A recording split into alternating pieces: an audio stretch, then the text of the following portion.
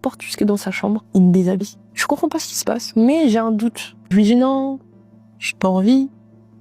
Et la musique, c'est même plus je like, c'est instinct de survie. Donc, je dissocie. Je suis plus là. Je suis dans la même pièce que lui et mon corps. Mais je ne réagis plus avec mes organes, ni mon cœur, ni mon cerveau. Je regarde juste ce qui se passe. Il y a eu pénétration forcée. Différentes positions forcées. Ça s'accentuait, j'avais mal, je saignais, je criais de douleur, de stop, arrête. Continuez. Je commençais à prier. C'est jamais arrêté. Il a terminé, mon corps était livide, j'avais mal partout. J'avais du sang partout. Et il finit par dire, ouais, mais si c'était aussi douloureux, nos parents feraient pas ça.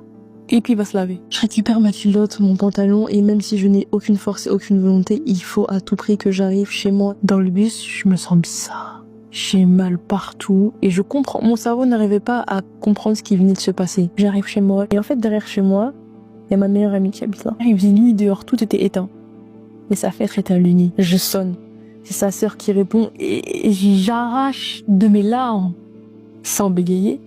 Est-ce que Tali, elle est là? La sœur, elle me dit, elle est à côté, mais attends. Et elle a l'appareil comme ça, alors que t'étais juste derrière, dans le parc. Je la vois. Je cours dans ses bras. Je lui dis, je suis plus vierge. Elle m'a dit, mais c'est super et tout.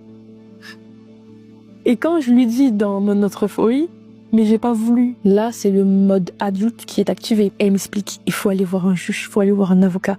En parler à un adulte, à ta famille et tout. Je lui dis à personne, si tu veux, demain, on se débrouille. Toi et moi, on sort, on fait quelque chose. Un juge, ce que tu veux, mais là, tout de suite, là, ce soir, c'est pas possible. Puis moi, je rentre chez moi. Elle a appelé mon frère sur le temps de trajet pour lui raconter ce que je lui ai dit. Moi, je rentre chez moi. Je suis enfin dans ma douche. Je saigne, il faut enlever. Je suis sale, il faut enlever. Je me frotte. Mon frère défonce la porte. Il me prend par les cheveux. Il me ramène dans la chambre. Je pense avoir eu un peu de temps pour m'habiller, vite faire, récupérer des trucs pour mettre sur moi. Il va me taper. Je pense à 100% que je vais mourir. Et il finit par me lâcher.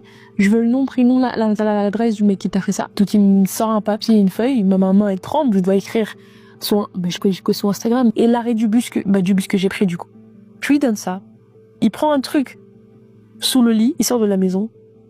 Et moi, instant de panique, j'appelle sa sœur. La même sœur qu'on devait appeler avec ma copine, mais que je dis non, elle m'écoute. À côté ma vie, là. On dit pas de ton frère, évidemment. Mais elle n'écoute pas vraiment. Et quand je lui dis ce qu'il a sorti du lit, et que je murmure ce qui m'est arrivé, elle redevient sérieuse. Elle dit, tu bouges pas, j'envoie mon mari, reste tranquille. Il me porte jusque sa voiture, il me met dans la voiture. Commissariat, je suis assise sur une chaise, il est assis sur une chaise. On attend que le commissaire vienne nous voir.